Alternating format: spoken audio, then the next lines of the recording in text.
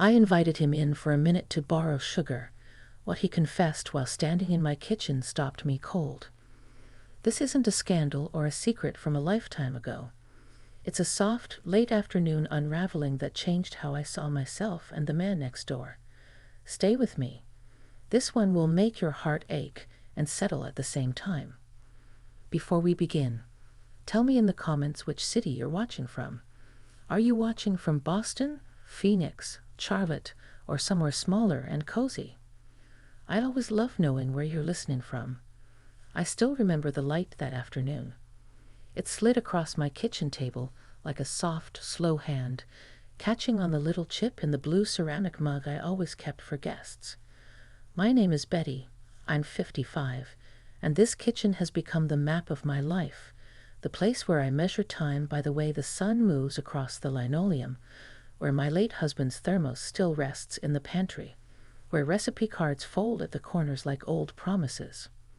I'd been making a pot of tea and sorting through a box of greeting cards when I heard Donald at the back gate. Donald lives next door in the duplex, 2 houses down from the road that smells like cut grass in July and wood smoke in October. He has a yard that seems to be forever fixing itself. A new row of marigolds here, a neatly trimmed hedge there, little acts of care that suit his hands. We traded small favors, borrowing a hammer, collecting mail on snowy days, swapping stories about the neighbor's porch light that has never seemed to work right. In our town, everyone knows everyone to some degree, and Donald and I had been those people who knew each other's birthdays, old college rivalries, and the brand of cereal each preferred.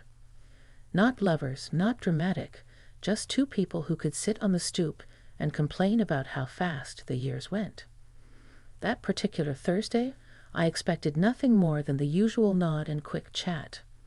When the gate clicked open, I wiped my hands on a towel and went to the kitchen window.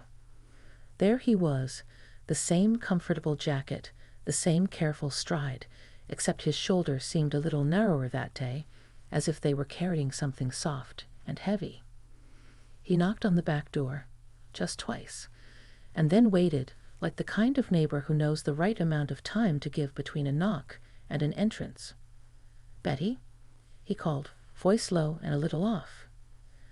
"Donald," I answered, and opened the door. "Mind if I come in?" he asked. Not the casual, "Got a minute?" but a question made of careful syllables. He looked older than his years for a moment there, and I felt that little tug of protectiveness and curiosity that older neighbors sometimes feel for one another.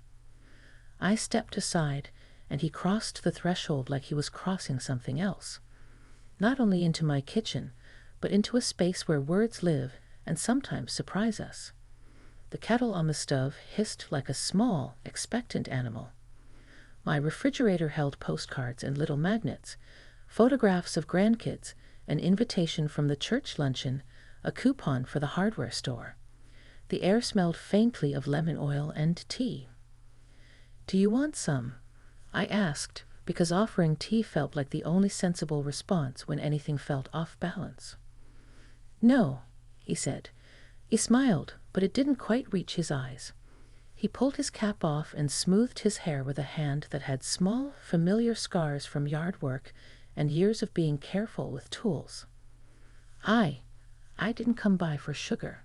I came by to talk. If that's all right?" I nodded. The slow pulse behind my ear thrummed with a million tiny anticipations. There are confessions that fit in a phone call, the plumber's schedule, the neighbor's lost dog.